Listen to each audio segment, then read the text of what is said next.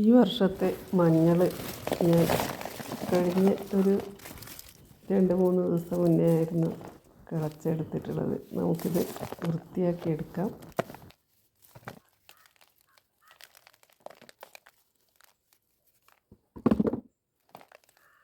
ഇവിടെ സാധാരണ എല്ലാ വർഷവും ഇതുപോലെ നട്ടിട്ട് കിട്ടുന്നത് നമ്മൾ കിളച്ചെടുത്ത് വൃത്തിയാക്കി പുഴുങ്ങി ഉണക്കി പൊടിച്ചിട്ടാണ് ഞാൻ കറികൾക്കിടുന്ന മഞ്ഞൾ തയ്യാറാക്കിയെടുക്കുന്നത്.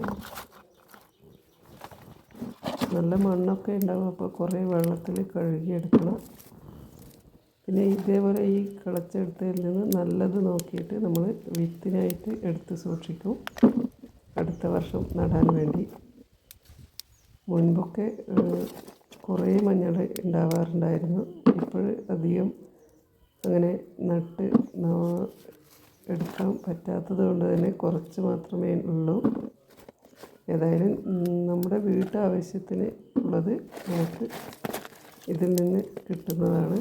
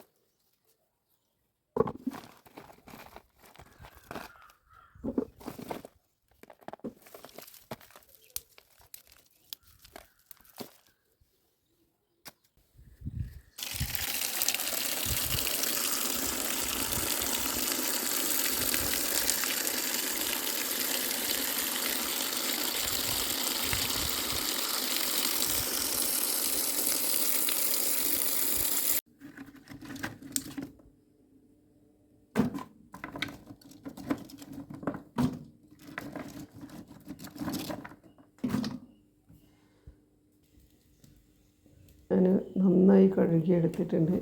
വീണ്ടും കഴുകിയെടുത്ത് ഒരു കലത്തിലിട്ട് അടുപ്പത്ത് വെച്ചിട്ട് വെള്ളമൊക്കെ ഒഴിക്കുന്നുണ്ട്. ഇതിൻ്റെ മുകളിൽ വെള്ളം വരത്തക്ക വിധത്തിൽ വേണം നമ്മൾ വെള്ളം ഒഴിച്ചു കൊടുക്കാൻ വേണ്ടിയിട്ട്.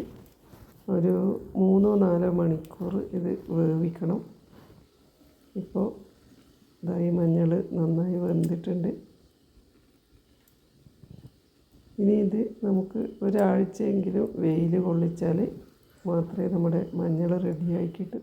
ഇത് ഒരാഴ്ചക്ക് ശേഷം ഉള്ള അവസ്ഥയാണ്.